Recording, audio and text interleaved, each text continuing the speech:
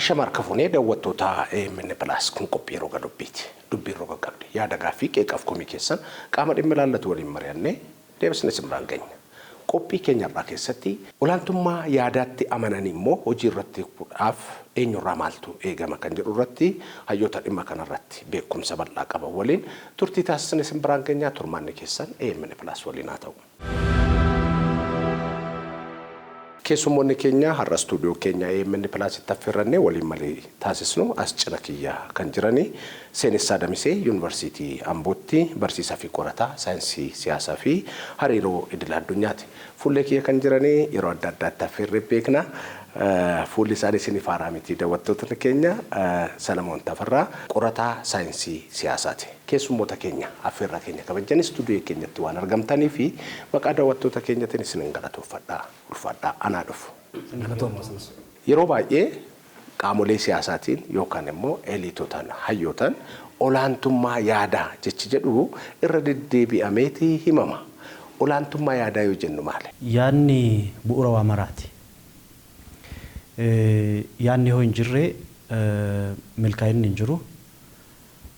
Yaadni hoo hin jiraanne wanti nuti guyyaa guyyaan goonu hundu hin jiraatu jechuudha. Kanaatiif himaammati nuti akka biyyaatti qabnu kamuu yaada keessaa madda. Walfalamni yaada irratti hundaa'a. Sochiin kamuu sochiin diinagdee ijaarsi jaarmaa biyya tokko fedhii biyyaa tiksuudhaaf kan inni ka'u yaadarraayi. Milkaa'ina yaadaa gaafa yookaan ammoo olaantummaa yaadaa gaaf jennu maaliin madaallaa jennee gaafachuun gaarii ta'a. Tokkoffaa yaadi suni imaammata irraa maddisiisnee irraa kabraa yaadi damni mataan isaa achi keessaatii maddeera bu'uura godhatee yaadi damni nuti yaada sanarraa fudhanne imaammati nuti yaada sanarraa fudhanne poolisiin nuti achirraa fudhanne lafarratti milkaa'ina akkamii fide ka jedhuun madaalamaa jechuudha. Milkaa'ina akkamii fide eksperiyaansiin yookaan muuxannoon inni keessa darbee dhufe maali? Kaayyoo fi galmasaa sarvi godheera moo hin goone tajaajileera moo hin tajaajille? Pragmatically waan lafarratti jiru ammoo furuu danda'ee jira rakkoo jiru furuu danda'ee jira ka jedhuun yaadni suni yaada sirrii yookaan yaada mo'ataadha yaada olaanaadha jennee akkasitti fudhannaa jechuudha. Namni bifti isaa garaagarummaa akka qabu deebisee naannoo adda addaatti akkuma guddate waan adda addaa sammuu keessatti dhufa fedhii adda addaa qaba mul'ata adda addaa qaba kaayyoo adda addaa qaba. Kanaaf namoonni adda addaa moo'atu namni tokko kaayyoo matasaa qaba fedhii adda addaa qaba kan namni biraa moo'atti dabalamee yaadota adda addaatu uumamaa jechuudha.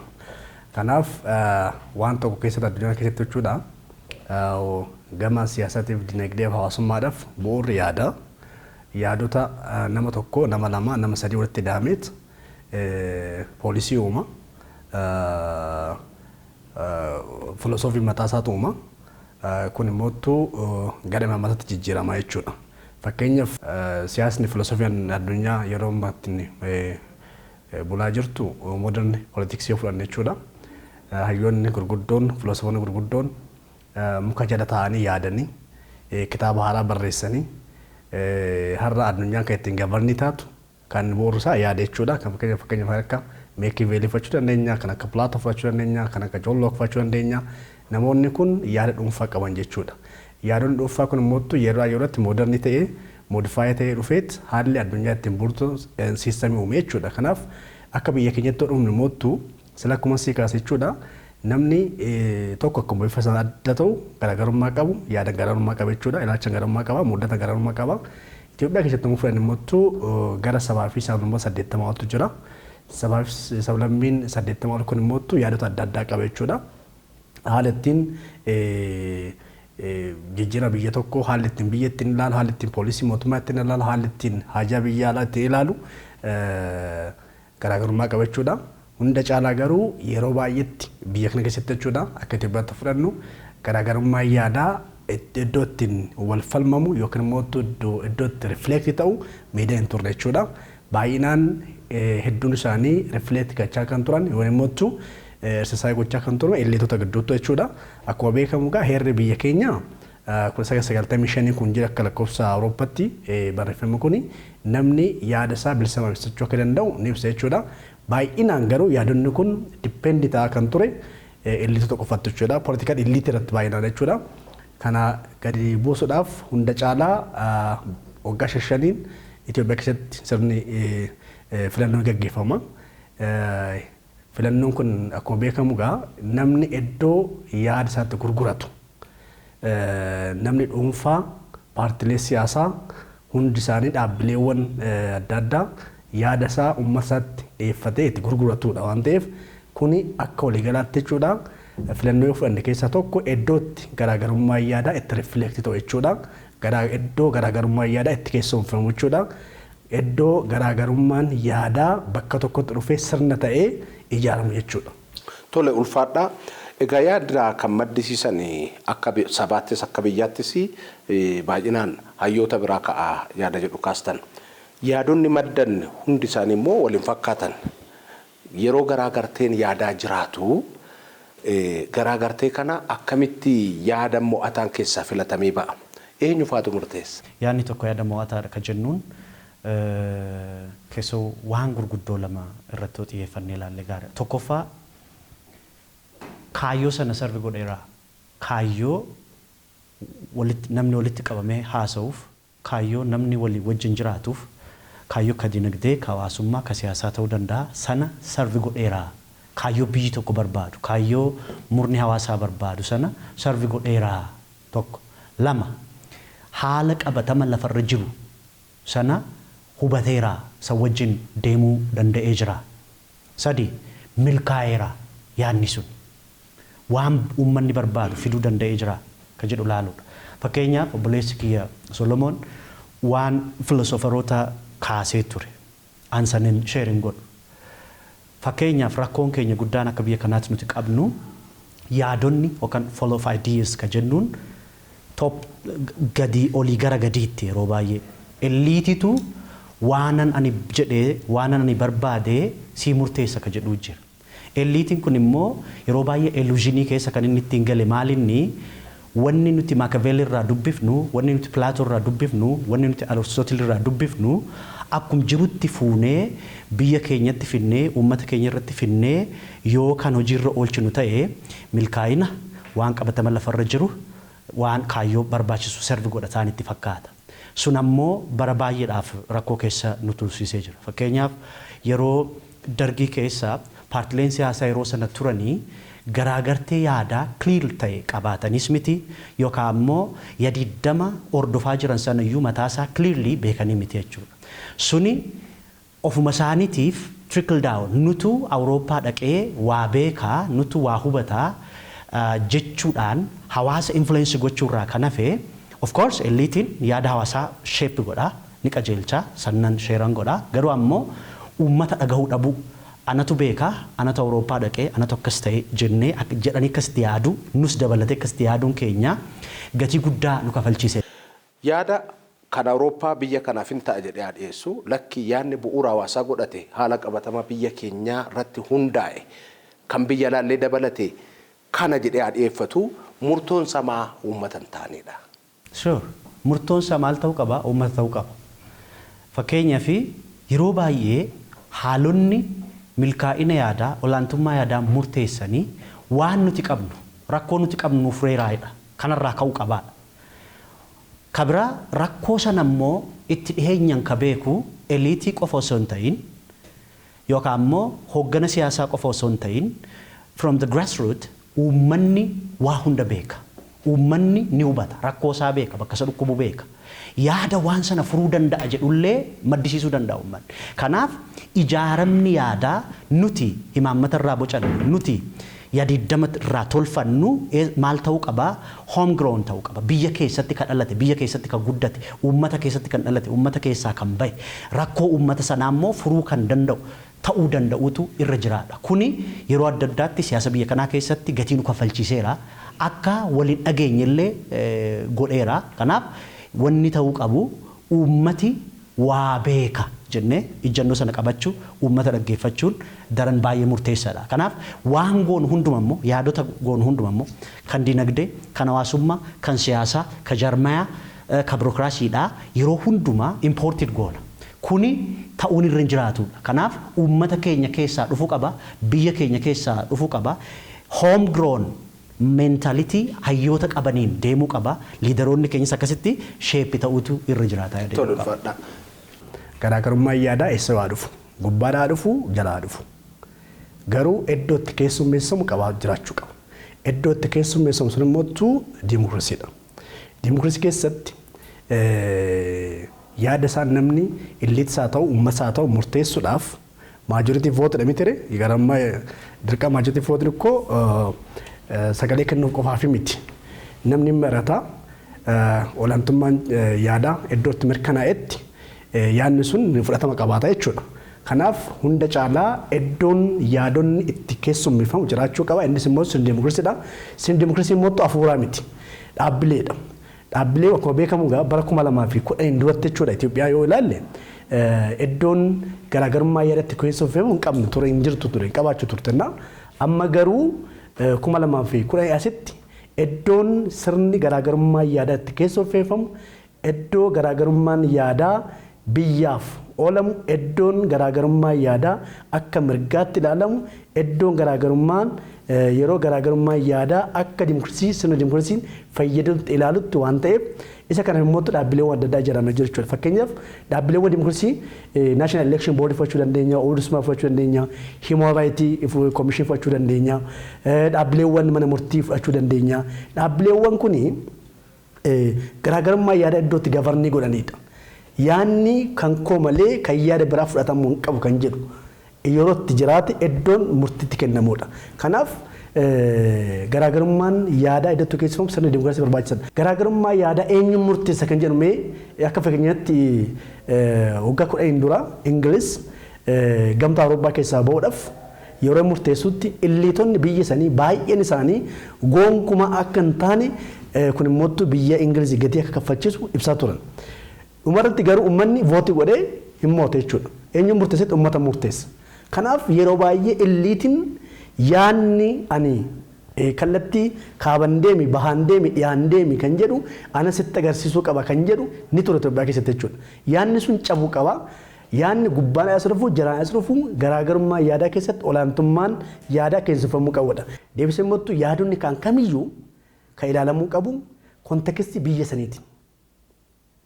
Hojiirra ooluu qaba. Fakkeenyaaf amma Itoophiyaa keessatti waggootawwan dheeroof yaadonni baay'een isaanii implementii kan gochaa ture. Barnoota implementii kan gochaa ture. Fayyaa irratti implementii kan gochaa ture. Deebisee hawaasummaa irratti implementii kan gochaa ture. Hundi isaanii baay'inaan ala copy paste ta'aa turan jechuudha.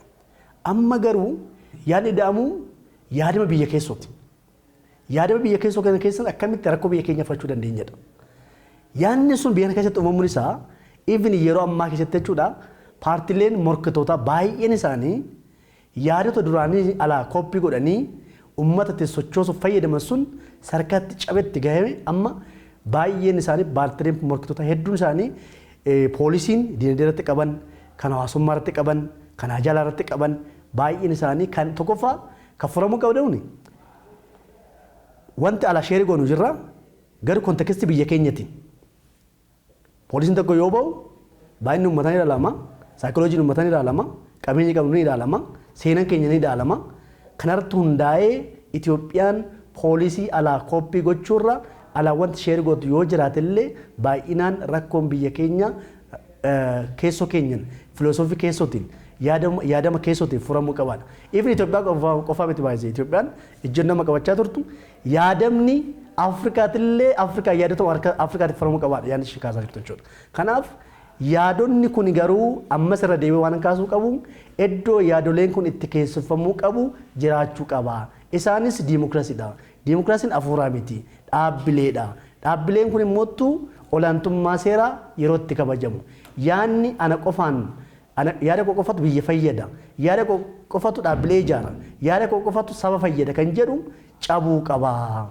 Garaagarummaa Itoophiyaa keessatti balaa kan qabu garaagarummaa yaadaa osoo hin taane garaagarummaa yaada avoid godhanii yaada tokko qajeelchuun biyya kana balaa qabaa jechuun barbaada. Ulfaadhaa carraa biyya laas argatee biyya laas deemee warri barate kun nutu beekaa yaanni jedhu akka dogoggora uumaa dhufe kaastaniirtu. Ummata akka uumaan beeknetti akka humna hin qabnetti gadi xiqqeessanii ilaaluun. Hayyuun tokko yookaan beekaan tokko uummata keessaa bahee hin dhaggeeffatu akka kanatti yaadatoo ta'ee hayyummaan isaa shakkii qaba gaafii qaba jechuudha. Hayyuu jechuun kan uummata isaa dhaggeeffatu yaada uummata isaa irraa fudhatee yaada sana qaacceessee xiinxalee rakkoo jiru adda baasee fala waaraa nama kaa'uu jechuudha hayyuu jechuun. Garuu ammoo uummata dhagahuu dhiisee waanuma ofii isaatii nan beeka jedhee yaadu sana uummata irratti exercise gochuu barbaada hoo ta'ee rakkoo fura odoo hin ta'in rakkoo sana hammeessa illusion hin jirre uummata jidduutti uumaa jechuudha. Kuni ta'uun irra hin jiraatu. Kabira yaadni haalli yeroo hunda dhaabataa miti. Daayinaamikiidha. Ni jijjiiramaa jechuudha. Eliitiin keenya baay'een keessawuu dhiifamsan jechuu fi keessawuu diiyaasporaan haalonni biyya keessaa waan jijjiiramutti hin fakkaatu. Hubannaan hawaasaa waan jijjiiramutti hin fakkaatu. Diiyaasporaan 1960moota keessa biyyaa bahe 2026 keettis akkasumatti yaada. Garuu ammoo haalonni maal ta'uu haalonni jijjiiramaa deemu. So yeroo baay'ee barreessaan Raashaa tokko maal jedhaa warra diiyaaspooraadhaa maaliin ta'anii hin dagatanisii hin baratanisii jedha. Kana jechuun maal jechuudha waan gaafa biyyaa bahuu sana hin dagatu garuu ammoo waan haaraa jijjiirama haaraa waan lafarratti mul'atu baay'ee isaa maaliin godhu hin baratu hin hubatu jechuudha. So haalonni akkanaa meentalitii hayyoota keenyaa hunda osoo hin ta'in muraasa keessatti uumamu maal godheera rakkoo uumee jira jechuudha. Waanuma finnullee customize gochuu dhabuun yaadonni jijjiiramaa akka deeman hubachuu dhabuun maal godhee uummata ofii gara tuffachuutti yaada uummataa fudhachuu dhabuutti nama geessa. Uummata ofii tuffachuun ammoo mallattoo hayyummaa karaa kamiinuu ta'uu hin danda'u. Namni ani hayyuudha jedhee yaada isaa jaaratee fidu sunis ammoo yaada isaa sana hojiirra oolchee rakkoo jiru adda baasee xiinxalee fala barbaadu kaa'uu tasumallee hin danda'u. Ofuma isaatiifuu gara isa itti geessuun irra jirutti yaadni sun isa geessuu hin danda'u jechuudha. Kanaaf hayyuunii fi hayyummaan akka yaada kiyyaatitti akka hubannaa kiyyaatitti kan uummata dhaggeeffatu yaadonni ammoo yeroo hunduma daayinaamiksii jijjiiramaa akka ta'an static akka hin taane hubatu waan fidee dhufe sana ammoo customize godhee hawaasa isaa dhaggeeffatee beekumsa asii gad otoo hin ta'in asii ol uummata keessaa ijaaree rakkoo kan furu uummata isaa kan dhaggeeffatu ta'uu danda'utu irra jiraata jechuudha. Kun egaa qabatamaan biyya keenya keessa jira jechuudha.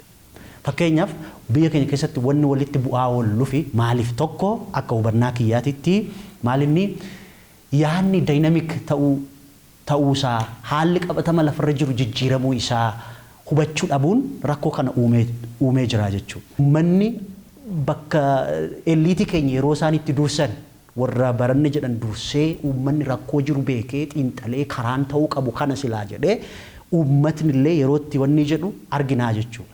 Kanaaf eliitiin biyya kanaa hoogganni siyaasaa biyya kanaa maal gochuutu irra jiraata yoo rakkoo biyya kanaa furuun barbaachise beekumsi ijaaramu produce ta'u yaadni ijaaramu poolisiin bahu kamuu home grown ta'uu qaba. Biyya keessatti dhalatee kan guddate ta'uu qaba. Fakkeenyaaf haalli jalqabbiiwwan amma biyya kana keessa jiran argaa jirra. Kuni ta'uu danda'utu irra jiraata. Fakkeenyaaf hayyuun tokko biyyuma kana keessatti ka barate ka biyya faranjiis dhaqee barate baay'een isaa waan biyya keessatti walii wajjiniin mari'attee ati tolchituuf boccuu akka saayinsiitti ilaalu akka mirkan beekitti ilaalu.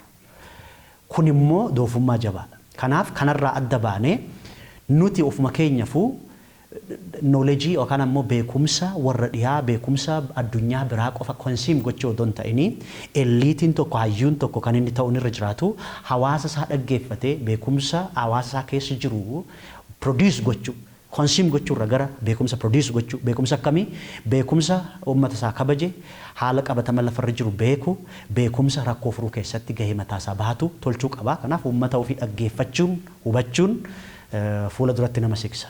Kaa amma booda biyya kana keessatti ani akka kiyyaatitti uummata yoon dhaggeeffanne uummatatti siqxee wanti yoon jenne yaadiin ani jedhe malee kan ani jedhe malee anatu beekadha kanarra yaa'i jedhama hoo ta'e suni rakkoo keenyas hin furu gara silaa barbaannuttis nu geessuu hin danda'u yaada jedhu.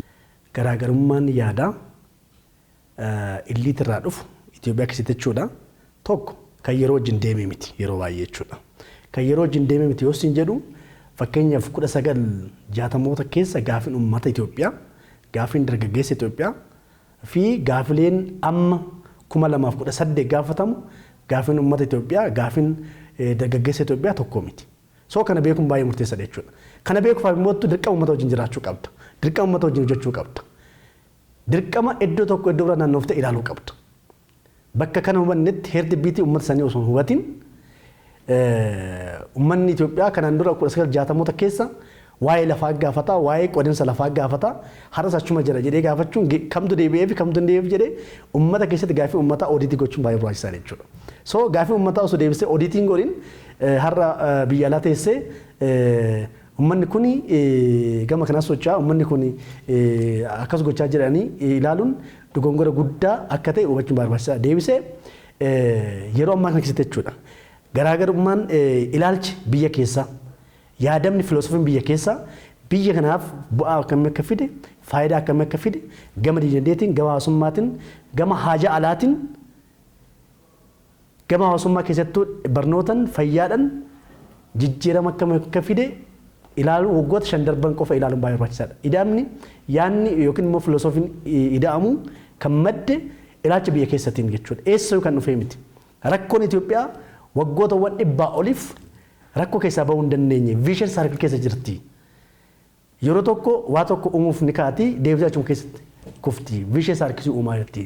Kuni dogongorri guddaan kan uumame yaadonni baay'een isaanii alaa gara biyya keessaa galaa. Kun immoo rakkoo biyya kanaa furuu hin danda'u. Rakkoo biyya kanaa furuudhaaf yaadonni uummata keessaa madduu qaba.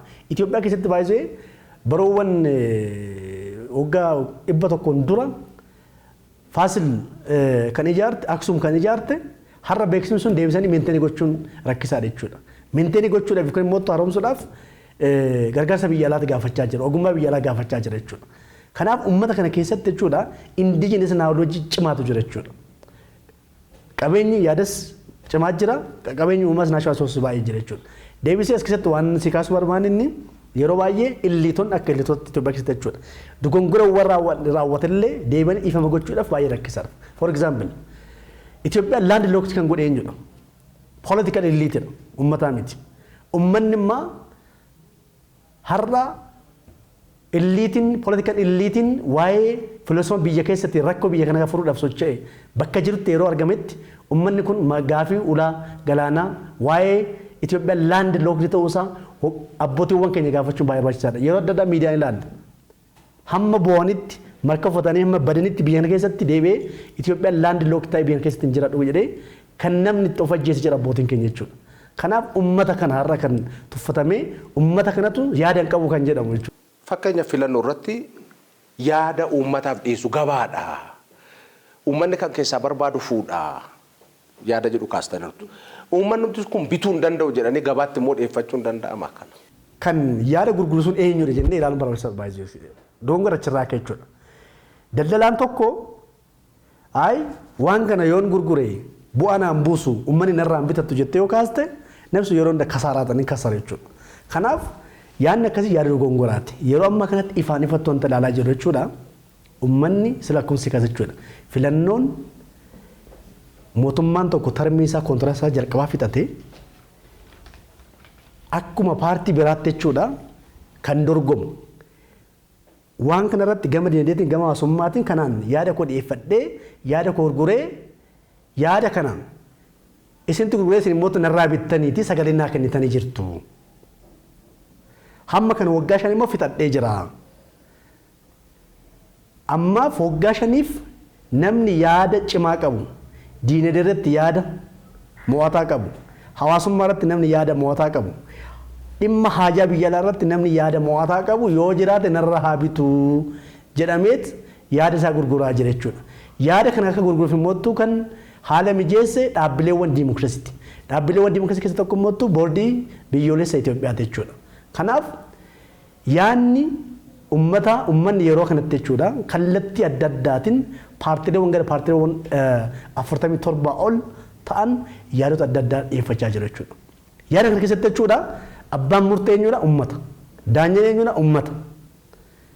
Daldalaan kan daldalu sun yookiin immoo kan yaada isaa gurgurachuuf qophaa'e sun yaada kana gurguruudhaaf maal barbaachisa qaba? Itoophiyaa keessa maaltu jira? Waan hojjetame maaltu jira? Waan hin hojjetamne maal tafe? Rakkoon kun akkamitti furama? Kan jedhu hubachuun barbaachisaadha. Kanaaf yaadonni yeroo ammaa kanatti jechuudha yaadonni paartiilee adda addaatiin gurguramaa jira. Uummanni immoo bitachaa jira. Gabaan isa dhumaa immoo gaafa 24 jechuudha. Garaagartee yaadaan jira. Garaagartee yaadaa gara wal dhabdee hamaatti otoo hin geessine gara uummanni murteessutti gara waliigalamutti fiduun hagam barbaachisaa ta'e kan jedhu irratti mari'achaa jirra. Keessaayyuu immoo abbaa dhimmichaa kan ta'e uummanni kabajamuuf dhaggeeffatamuu qaba yaada jedhu kaasne. Yaada waliigalaa kanarratti maal jettu? Amma booda dinagdee irratti, siyaasa irratti, hawaasummaa irratti, jaarmiyaa ijaarrannuu irratti, birookiraasii irratti, hojmaata bulchiinsan wal qabatu hunduma isaa irratti wanti ta'uu qabu, wanti nutti hanqate akka biyyaatti yaada sana eenyumtu haa fidu. Murni siyaasaa tokko haa fidu, hayyuun duratti jennee kamuu haa fidu, uummata irraa haa fidu, bakka mi'oo haa dhufu. Ta'uun kan irra jiru, laaluun kan irra jiru, yaadni kun nu milkeessa'ii, kan milkaa'edhaa'ii, proof kan ta'edhaa'ii, waan qabatamaa lafarra jiru furuu danda'a'ii, dhaannaa laphee uummataa yookaan ammoo rakkoo uummataa adda baasuu danda'a'ii, xiinxaluu danda'a'ii, fala fiduu danda'a'ii kan jedhu irratti hundaa'ee namni kamuu kanaan yaadota jiru evaluate godhee yaadni kuni yaada mo'ataadha. Yaada nullee hin ceesisu, biyya kana ceesisu, nullee wanti barbaannu kana jedhamee bifa sanaan yaadamuudha qaba maleessa. Wanti ani jedhe qofti ka biyya diigus haa ta'u, ka biyya balleessus haa ta'u, ka bu'aa buusus haa ta'u, yookaan bu'aa murnaa yookaan fidu ta'e yookaan bu'aa dhuunfaa kan fidu hoo ta'e yaadni kun dirqama hojiirra ooluu qaba jedhamee bifa sanaan deemuun ka biraa yaada impose gochuun asumaa gad impose gochuun uummata dhaggeeffachuu dhabuun rakkoodha. So uummata dhaggeeffachuun yaadota uummata irraa fudhachuun waan uummata irraa fudhanne sana ammoo imaammatatti jijjiiruun hojmaata fi aadaa jaarmiyaa taasisuun daran murteessaadha jechuudha. Yoo kana goone akka biyyaatti birookiraasii jabaa qabaachuu dandeenya. Birookiraasii jabaa maaliin taliigame? Yaada uummataatiin taliigame. Ka biraa birookiraasii sanirra jaarmiyaa tolchina. Jaarmiyaa irraa biyya ammoo ijaarama. Kanaaf biyyi yaada uummataa irratti, jaarmiyaan yaada uummataa irratti, birookiraasiin yaada uummataa irratti, imaammati yaada uummataa irratti bocame ammoo yeroo kamiyyuu karaa consolidated ta'een biyya ceesisuu, uummata ceesisuu danda'a jechuudha. Nagaa waaraas fiduu danda'a jechuudha. Uummatas walitti baqsuu, walitti itichuu danda'a jechuudha. Rakkoo keenyas furuu danda'a jechuudha. Bifa kanaan namni kamuu yaaduu danda'utu irra jiraata yoo danda'ame. Kanaanoo ta'e rakkoo keenya karaa qaroomeen, karaa ammayyoomeen furachuu dandeenya yaada jedhu. Kan akka kiyyaatti amma booda nami dhuunfaas haa ta'u, hayyuun jennus haa ta'u, jaarmiyaan yookaan murni siyaasas haa ta'u, yaada uummataa hin fudhatu ta'anan umuriin isaa gabaabaa natti fakkaata. Maaliif outdated ta'a wanni uummataa, yaada uummataa, dandeettii uummataa, cimina uummataa, sadarkaa beekumsanis haa ta'u, hubannoon, bilchinaan uummanni har'a irra ga'e wajjin kan hin tarkaanfanne yoo ta'e tapha keessaa bahaa deemaa jechuudha. Dirree siyaasaa keessaa bahaa deemaa jechuudha. Amma booda qaamni uummatan dhageenye uummata qofa miidha osoo hin ta'in ofuma isaatu dhabaa deema. So uummata dhaggeeffachuun dirqama jechuudha. Murtoon uummataa waan kamis haa ta'u waan kam sirriidha. Kanaaf bifa kanaan laaluun gaarii natti fakkaata. Biyya tokko kan ijaaru yaada, biyya tokkos kan diigu yaada. Kanaaf as keessatti immoo iddoowwan Itoophiyaa keessatti amma haala jiru jechuudha. Iddoon yaadni itti keessaffamu yaadni inni itti ijaaramu miidhaan uumamee jira. Kanaaf kun immoo keessa tokko filannoodha. Sirna dimookiraasiitii namni tokko sagalee tokko kan jedhu hiikaa guddaa qaba jechuudha. Tarii namni tokko sagaleen tokko bu'aan qabdu kan sagaleen tokko bu'aan qabdu jechuu danda'a. Akka biyyaatti jaalala isaa kan itti ibsatudha. Kan paartiin fe'amoo dorgomaa fe'amoo garuu hiikaa mataa qaba jechuudha. Kallattiin namni tokko jaalala biyya isaatti ibsachuu danda'u nama yookiin immoo paartii biyya kana ni fayyada biyya kana ni ijaara jedhee filachuu danda'uun jaalala tokko ibsachuudha. Kanaaf namni hunduu dimookiraasii isaa yaada isaa exercise gochuu danda'u waan ta'eef kan seera fayyadamuu qaba. Inni kan biraa immoo hunda caalaa olaantummaa seeratti bitamu baay'ee barbaachisaadha. Deebisee filannoo kun ijaarsa biyyaati. Ijaarsa biyyaa keessatti immoo wal'aansa wal danda'u wal tubuutu barbaachisa. Namni komii qabu yookiin immoo paartiin komii qabu adeemsa ittiin komii dhiyeeffachuu danda'u hamma mana murtiitti deemee himachuu danda'utti heerri biyya kanaa hirsee jedha. Dhaabbileen gama sanii ijaaramanii jiru jechuudha. Kanaaf biyya keenya garaagarummaa yaadaatiin haa ijaarru haa utubnu. Paartiin kamiyyuu yookiin immoo dorgomaan kamiyyuu olaantummaa yaadaa kabajuun murtoo ummataa kabajuu jechuun heera biyya sanii kabajuudha. Heera biyya sanii kabajuu jechuun biyyattii kabajuu jechuudha. Ummata kabajuu jechuudha. Kanaaf saniif bitamuun dirqama. Egaan keessummoota keenya as istuudiyoo keenyatti argamtanii marii waliin taasifnee fi irra deebi'een isin galatoomfadhaa ulfaadhaa. Egaan daawwattoota keenya qophiin har'aaf qopheeffanne kanumaan xumurama. Torban mata duree biraa keessummoota birootiin walitti deebina waan waliin turtaniif ulfaadhaa. Oraa bulaa deebana.